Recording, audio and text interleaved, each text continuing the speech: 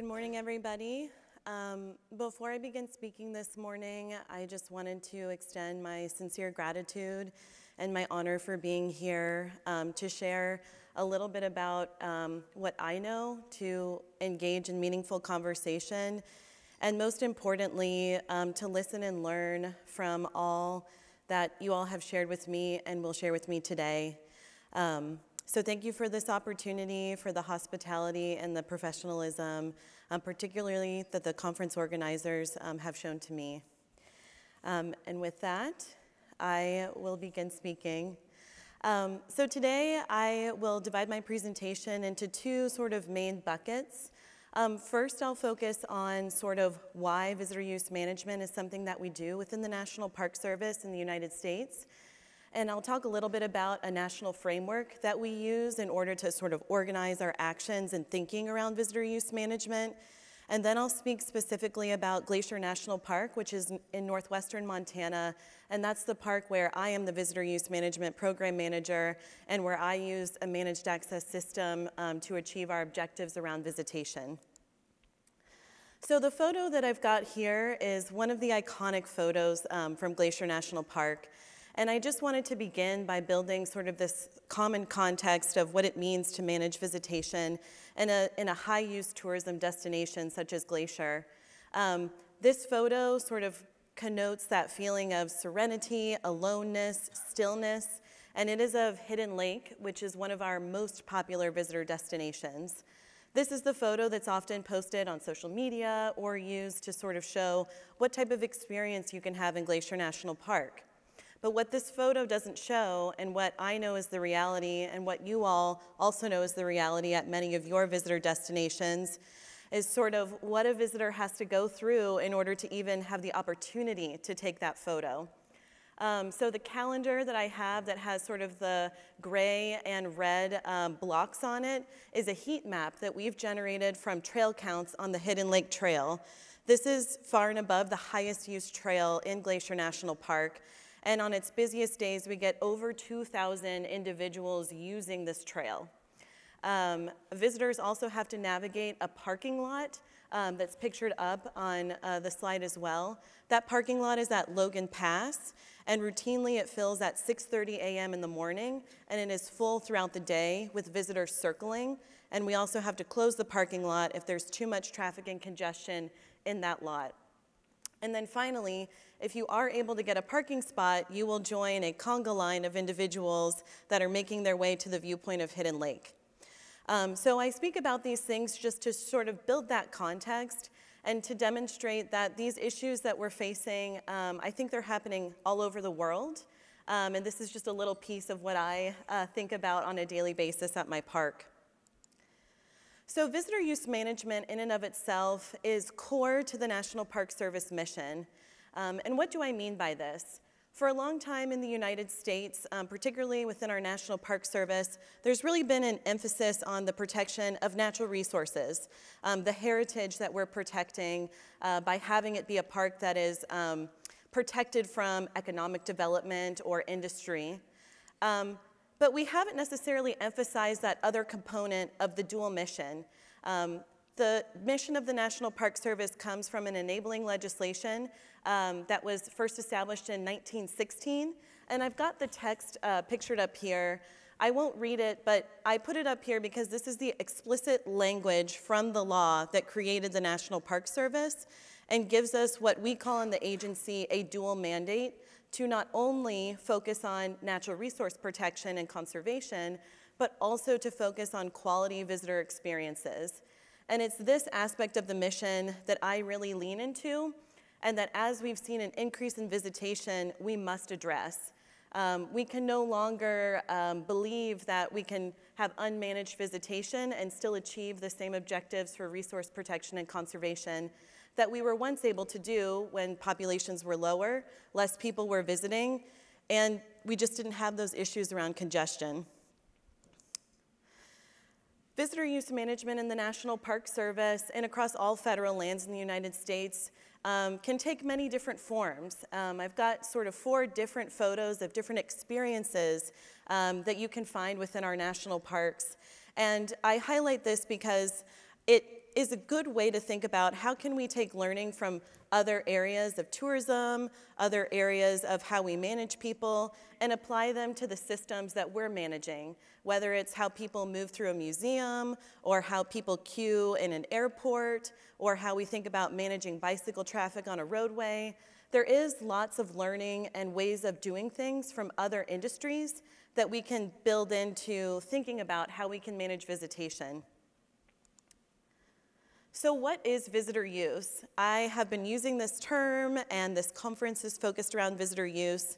And in the United States, among our federal land management agencies, so the 6 agencies that are run through the federal government that manage lands across the United States, we have a common definition for visitor use, and that is the human presence in an area for recreational purposes, including education, interpretation, inspiration, and physical and mental health.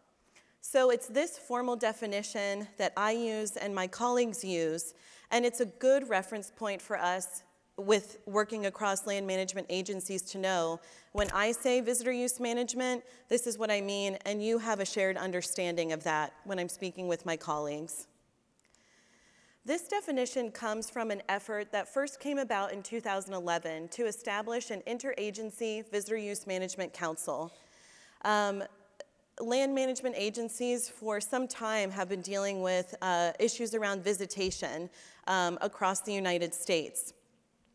And in 2011, there was finally an effort internally within the government to say, it's time for us to all come together. It's time for us to think about how do we want to define visitor use? How do we want to approach visitor use management? And how can agencies that have different directives, everything from the National Park Service that is very focused on visitor experience, to the United States Forest Service, which is more oriented around fire management and timber harvest, to the National Oceanographic Institute that is focused on our sea-based and sort of ocean experiences and resources in our country. So we needed a common language, and this council was formed with the buy-in of all 6 federal land management agencies to provide a unified voice for excellence in visitor use management on our nation's federally managed lands and waters to sustain resources and quality visitor experiences. So it's great to form a council, it's great to bring people together, but what does this group actually do? Some of the products that this group focuses on are doing communication, writing white papers, which are basically sort of documents that can be used to make policy, writing guidebooks for how managers can do these types of things, so we have step-by-step guides. And this is just, again, a way that the products that come out of this council can be used across agencies, can be used by people within government, people with outside of government, and also just to kind of bring that sameness to what we're doing. One of the core aspects of the Interagency Visitor Use Management Council is this framework that I have pictured up here. And it is a 4-part framework that really helps to guide agencies through thinking about, if I have a problem about visitor use, or I think I have a problem about visitor use, how can I go about beginning to make decisions? How do I go about finding what should influence that visitor use management approach? How do I figure out what direction I want to take? Sometimes it's the folks on the ground that need to initiate a conversation with leadership to reflect back what they're seeing. And sometimes we see things on social media where we know there's an issue and we've got to address it. And so all of those different sort of ways of discovering a visitor use issue can be brought back to this framework. And again, it just helps build that common understanding among folks that are at the table of how are we going to approach this. What I primarily focus on, and what the rest of this presentation will focus on, is the step 3 and 4, identifying management strategies and then implementing those, learning from those, and adapting. One of the sort of other key components of this framework that I think is specific to the individual countries that are approaching visitor use is really a focus on the center of this framework. What's universal as a starting point, regardless of where you are starting in this visitor use management approach, is that you consult law, policy, You always include the public and your key stakeholders in any decision making that's core to the framework, and also that you use a sliding scale, meaning that you can have small visitor use management problems at a localized scale that maybe aren't going to get a lot of scrutiny, and then you can have something that's all the way up to, it could be litigated in the court of law if the decision is made in a way that groups find unfavorable. Those sort of polar ends of the sliding scale really require different levels of data, they require different levels of investment in understanding the problem, and they require different levels of engagement. And so that's to say that there's not a one-size-fits-all approach. It's really important to scale the conversation to the scale of the issue so that you don't overinvest or underinvest in the visitor use management process. For those of you that are more interested in checklists or you want to go through this framework with a fine-tooth comb, there are more resources to really show how do we operationalize those 4 different buckets and what are the steps that you might consider if you are going to engage with the framework. I'm going to focus on not talking about the framework anymore and focus on sort of the case study, but I am a member of the Interagency Visitor Use Management Council, so I do sit on the council, and I am happy to discuss any of these resources or to provide more information if folks are interested in the products that we use in the United States. And then increasingly, I think other land managers are using. I've got colleagues in Canada at Waterton Lakes National Park, which is our sister park just over the border, and they're actively engaged in visitor use management planning and are using many of the products from the Interagency Visitor Use Management Council to sort of guide their approach while customizing it to the Canadian context. So if we are thinking about that third part of the framework, the identify management strategies by developing a customized toolkit to manage the amount, location, or timing of visitor use, we need to think about what are those strategies. And there are 2 different ways that we can think about strategies. One is more of a reactive approach. The problem is occurring, and we step in and we try to course correct after somebody already can't find parking, or after we already have congestion in an area. Sometimes we use hotspot management, so having somebody in the parking lot, fixing that issue, keeping people out. And other times, a full area closure has to occur before traffic can sort of clear out and more space is available for people that are looking to come in. Both of these are tools that you can use, and they are reactive. As I said, the problem is already occurring, and you've got to sort of step in and intervene. Other ways of thinking about how you can manage systems is to use sort of activity-based management approaches that help to guide visitors to experiences that you want and away from experiences that are overcrowded. So one of the primary examples of this is Zion National Park has a transportation system whereby all visitors that come into that national park must take a shuttle in order to enter into the park. They can't drive their personal vehicle unless they're staying at a lodging facility which is located inside the park. So that really eliminates the issue of roadway congestion, and it has created an issue of shuttle congestion and people waiting upwards of 2 hours to get on one of these shuttle buses. We also get platooning where a bunch of people sort of dump out onto a location and then are sort of all traveling at the same rate. I hear with your cruise ship visitation that sometimes that can happen when large groups of people are getting off of buses or arriving at a location at the same time, and that can really create a concentrated condition for a short period of time, and then it can resolve, and then you can have sort of a less congested condition. And then finally, activity-based reservations. Activity-based reservations mean I've got to have a reservation for a specific hike. I can get into the area generally, but if I want to enter a high-use zone, I've got to have a reservation for that system. And the photo I have here is from Yosemite National Park with the Half Dome hike. It was one of the first hikes in the National Park Service where we used a day-use reservation system to meter access onto these cables that lead up to the top of Half Dome. So those are all sort of smaller systems, and increasingly within the Park Service, as we've used those strategies, we've come to realize that we're pushing the issue of congestion from one area to another. And so now we are in an era within the National Park Service where we're considering managed access systems, whereby your access into the park itself is managed in such a way as to address the crowding and congestion issues that an individual park unit is experiencing. And so up here on the slide, I've got a couple of different things that are critical to considering before you go into the implementation of a managed access system, a system that uses reservations in order to allow people access to an area. One is the seasonality and timing, so how many hours of the day are you going to have your system, and how many days of the week or months of the year are you going to use this tool? The allocation, so are there different ways of allocating your reservations to people who want to plan in advance, people who want a spontaneous trip, people that are on booked tours, people that are arriving in their own personal vehicle, locals or international tourists? The distribution method, will everybody get their reservation from the same place? Can you buy it on site? Do you get it on an app? Is it on an online platform? System compliance, do you do check-ins? Are people able to get their reservations scanned? Costs and fees, how much will you charge? Will you get a profit? Do you need to consider cost recovery? So are you covering the cost of implementing this system with how much you charge? Or is it just an administrative fee that you are using to process the credit card or to run the app? And then finally, exemptions. So who has to get a reservation and who maybe already has a reservation for a tour, an activity, a lodging that might count as a reservation instead?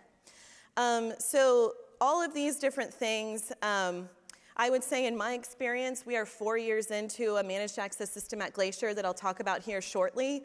And I wish at the very beginning that we would have considered all of these aspects holistically before starting in year one.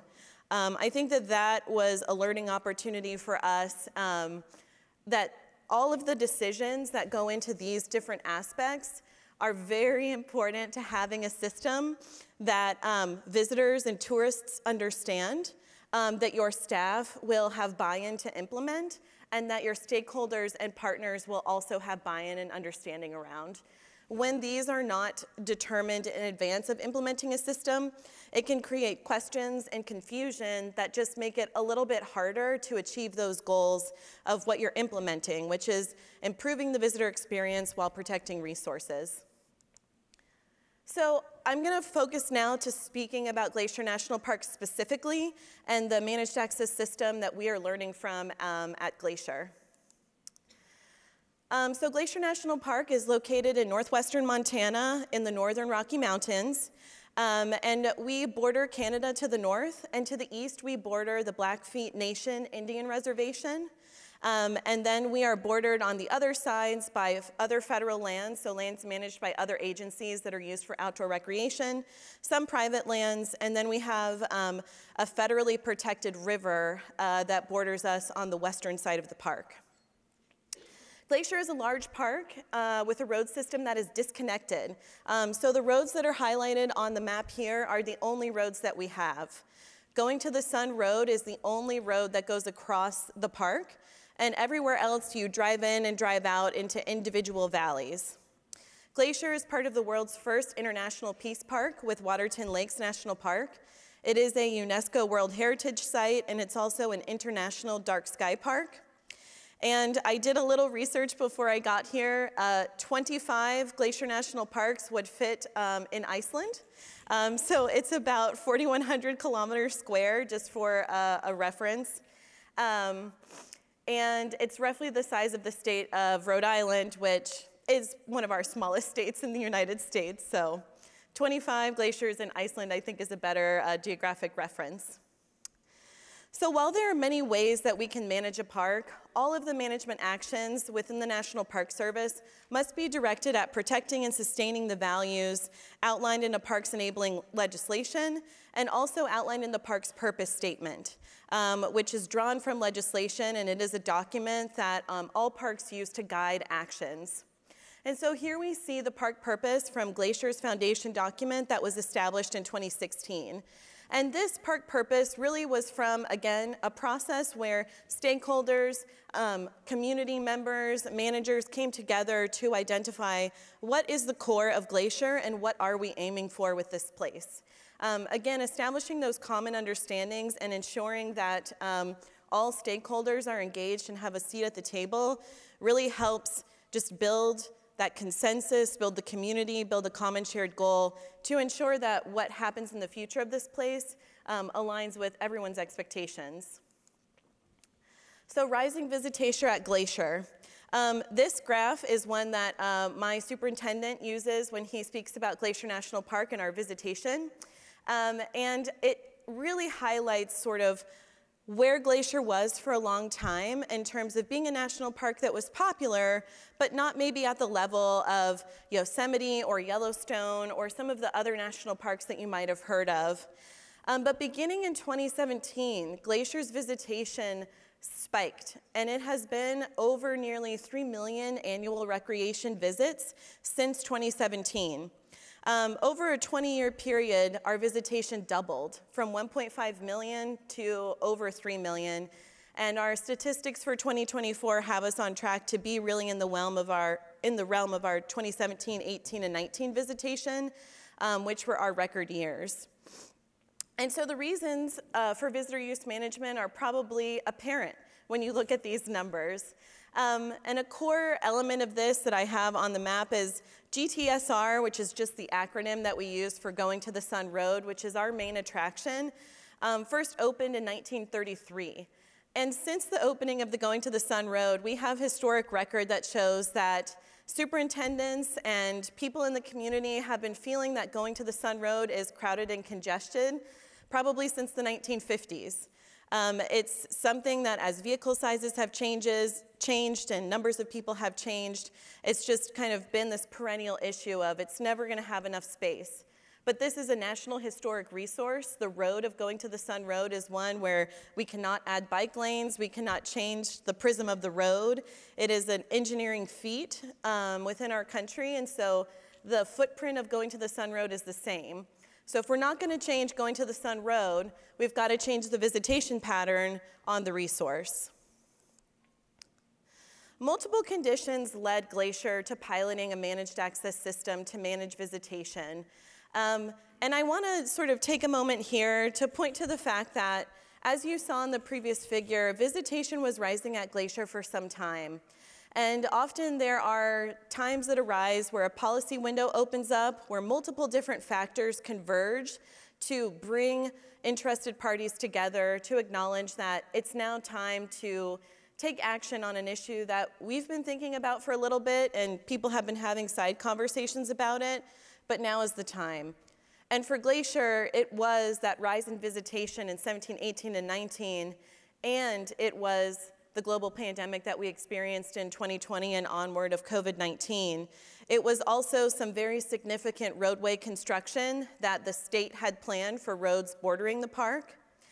It was also an increasing use of gate closures, and so what I mean by a gate closure is visitors had planned their trip to Glacier, all ready to go, drive over 2.5 hours to one of the locations, arrive at the gate, and it's physically closed with our law enforcement officers saying, "I'm sorry, you're going to need to come back in a couple of hours. It's completely full inside." And when I say completely full inside, every parking space full and roadway congestion to the point where an emergency services vehicle might have trouble accessing an emergency situation. We also in Montana had unprecedented tourism visitation that was projected for 2021. So Montana was a state in the United States. In the United States, various different states had different policies around closures or no closures related to the pandemic. And Montana was a state that was considered a place that people could come and have a vacation that was more like a pre-COVID time than what was going on in some of the other states. So all of these factors together really opened this new way of thinking among key stakeholders to consider what a managed access system might look like, not only at Glacier, but at other parks in the National Park Service. So in 2020, Yosemite National Park and Rocky Mountain National Park entered into managed access systems, and then in 21, Glacier National Park followed, just to mitigate this sort of on-the-ground situation of severe congestion. So what does our system look like today? I've said that we are in our 4th year of a managed access pilot. This is a visitor-facing graphic that we use to try to communicate our managed access system to the public so that they can understand where they need a reservation and areas where they don't need a reservation. So a couple of important aspects of our system is that we only require a reservation for certain hours of the day. So the messaging for our visitors is if you want to come between 6 a.m. and 3 p.m., you will need a reservation because we are trying to sort of prevent everybody from arriving between 10 and 2, creating a lot of congestion in those hours. But on any given day of the week, you can come to Glacier without a reservation. If you just don't want to participate in the system, if you were unable to get a reservation, if you didn't plan far enough in advance, come after 3. Or you can wake up incredibly early and come before 6, which some people, you'll see on the graphs, really do take advantage of that opportunity. It's only during a certain portion of the year, our peak use season. So right now we are experiencing our fall shoulder season visitation, where we have been seeing an increase in demand for access during that time, in part because the weather is incredibly nice in Montana this time of year, but also in part because we don't require a reservation during that time of year. And then you'll see the numbers 1, 2, and 3 on the map. Those are the 3 areas of the park where we require a reservation for entry between 6 a.m. and 3 p.m. There's a small little area. Ooh, I can get the laser to work. There's a small area here called Two Medicine, which is a valley that doesn't require a reservation. And there's also an area here, the St. Mary entrance, where you can access going to the Sun Road without a reservation. On the map here, Whitefish and Kalispell are the major population centers. They're about 30 to 40 minutes from this west entrance of Glacier National Park. So we do have opportunities for visitors who, again, haven't engaged in any planning to go to our less used areas to still have a wonderful experience, just not needing a reservation. So how do we determine the numbers? I think in my role at Glacier, I have been asked by the media innumerable times, how many reservations do you sell? What is the number? And that number is dynamic. It's based on dynamic factors. We evaluate it annually, and we make our best guess with previous data, model estimation, and trying to sort of predict visitor behavior. We designed our system around a typically busy day in 2019. That's sort of our reference point. That was the sort of days of visitation that we wanted to say, we cannot sustain these conditions anymore. We certainly want it to be busy and to provide maximum opportunity, but we can't have this level of visitation that we experienced in 19. So that was the reference point.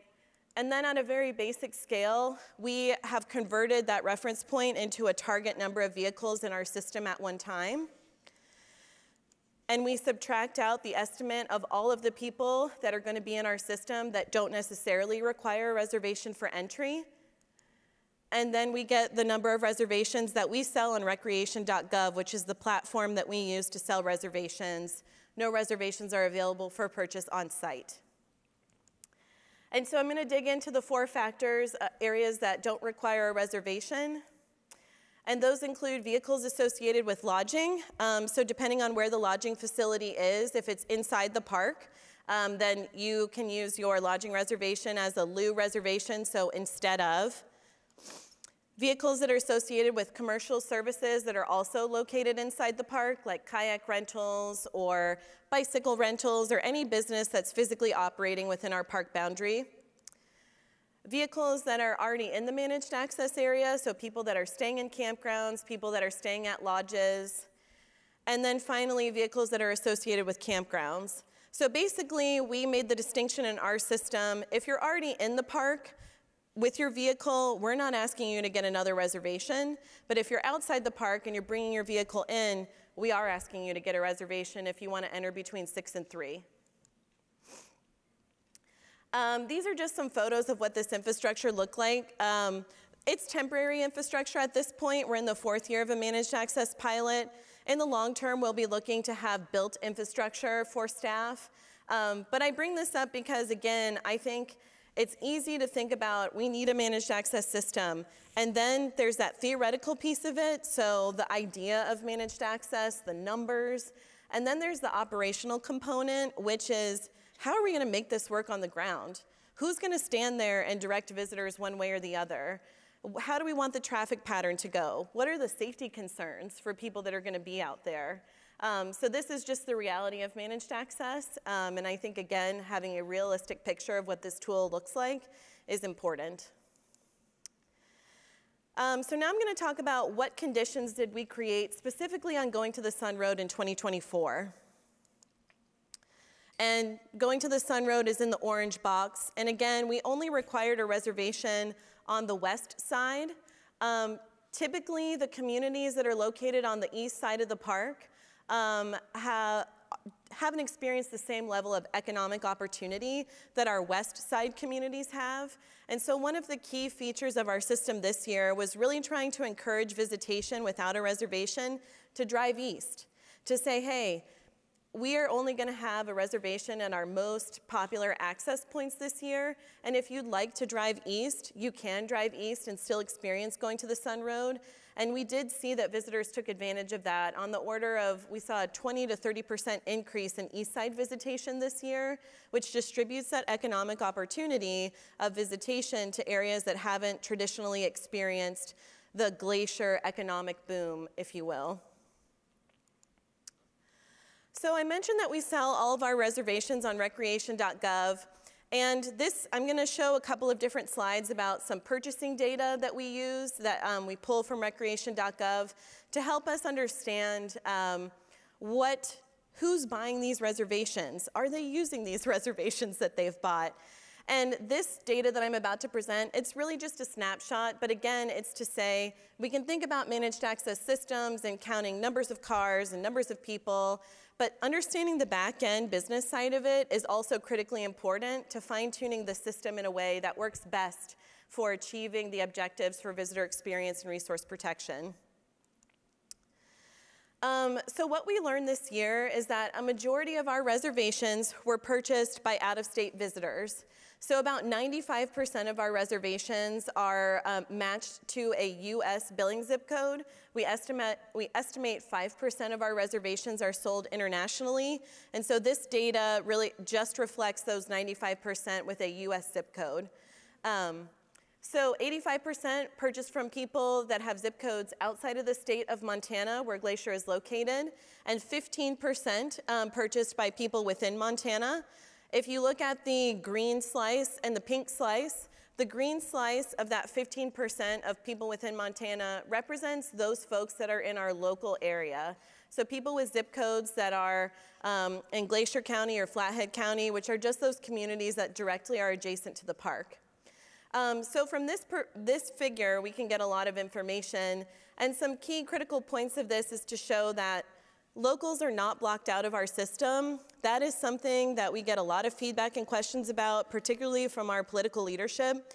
And this demonstrates that locals are, in fact, able to access reservations, and the people in our local area are getting those reservations in higher percentages than other people in Montana. And if you were to look at it per capita, they have one of the highest chances of getting a reservation of anybody in the United States. We also, and I apologize for the formatting on that, demand for reservations across days of the week is flat for out-of-state visitors, meaning that that demand is consistent across days of the week.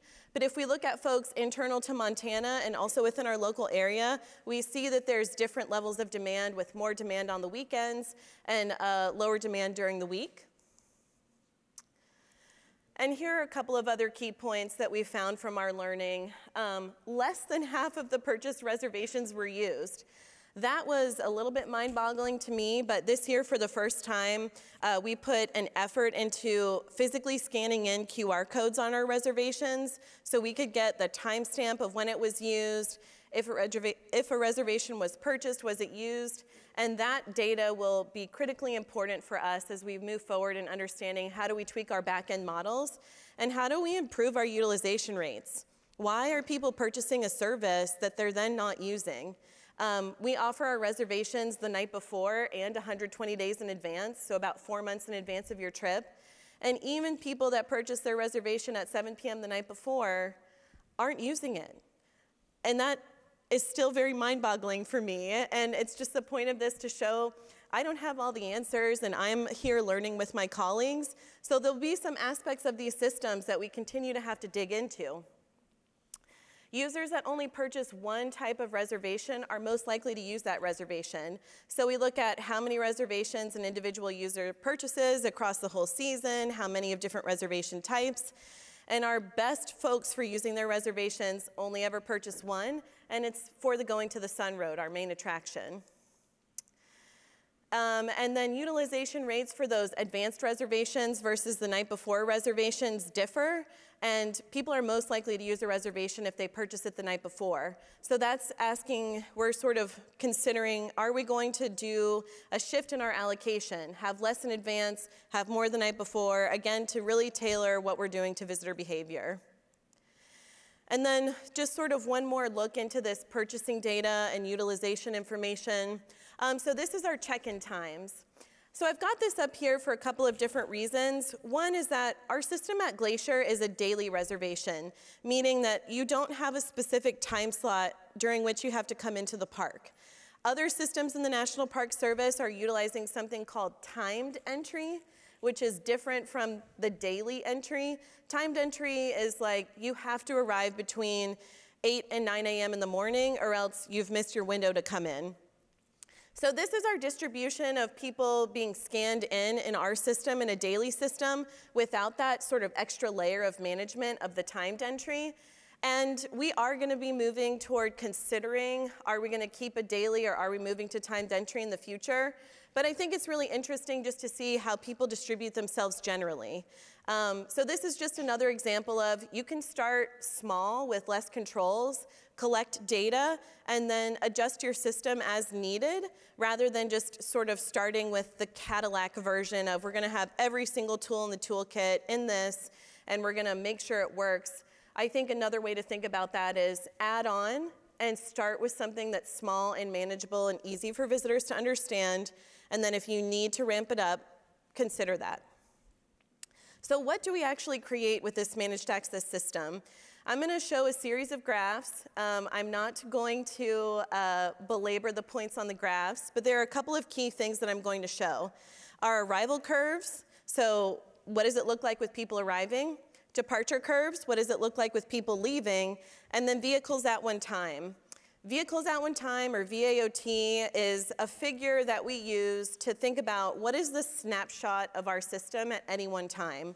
So we have people entering, we have people exiting, we have vehicles that don't need reservations, we have vehicles that do need reservations. What does that accumulation look like? So that's what VAOT is. And so we'll see about that in the system, and that's sort of how we understand, are we reaching that critical level of congestion, or are we in the okay zone? So this is the curve in 2019 before any type of managed access system was implemented.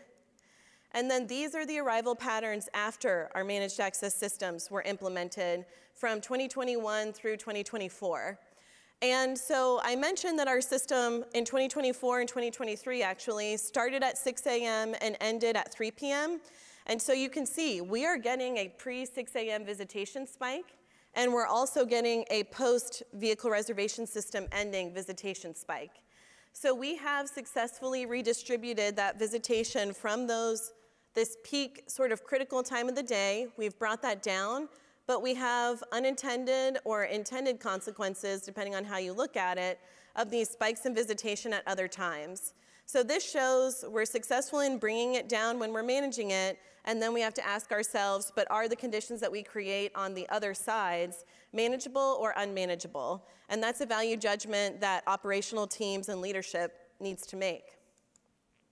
Departure curves, interestingly, departures really haven't changed that much, so that's kind of another interesting finding is we see a big shift in how people arrive, and our system is not designed to impact departures, so that's sort of a first gut check for myself is, are we trying to impact people's departure time?